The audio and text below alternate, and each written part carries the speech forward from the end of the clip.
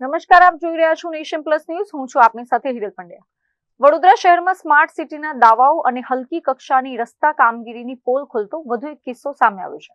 શહેરના પશ્ચિમ વિસ્તાર એવા ગોત્રીમાં ગાયત્રી સ્કૂલ પાસે નવી નક્કોર પીએમ ઇલેક્ટ્રોનિક બસ અચાનક રોડ બેસી જતા ભૂવામાં ખાબકી હતી. વડોદરાના ગોત્રી વિસ્તારમાં આવેલી ગાયત્રી સ્કૂલ નજીકના મુખ્ય માર્ગ પરથી નવી પીએમ ઇલેક્ટ્રિક બસ પસાર થઈ રહી હતી. તે સમયે અચાનક જ રસ્તો ઘસી પડ્યો હતો અને બસનું પૈડું ઊંડા ભૂવામાં ખાબક્યું હતું.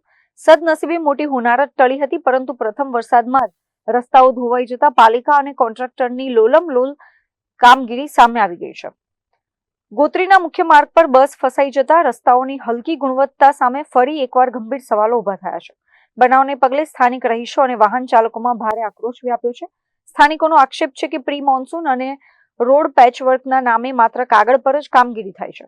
રહીશોએ આ હલકી કક્ષાનું કામ કરનાર પાલિકા કોન્ટ્રાક્ટર અને બેદરકાર અધિકારીઓ સામે તાત્કાલિક ધોરણે આકરા પગલાં ભરવાની ઉગ્ર માંગ કરી છે.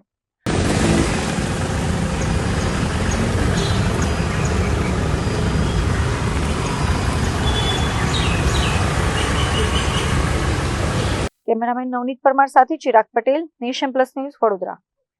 સમાચારોના સતત અપડેટ મેળવવા માટે અમારી નેશન પ્લસ ન્યૂઝની યુટ્યુબ ચેનલને સબસ્ક્રાઇબ કરો, બેલ આઇકન દબાવો અને જોડાયેલા રહો ફેસબુક, ઇન્સ્ટાગ્રામ અને ટ્વિટર પર.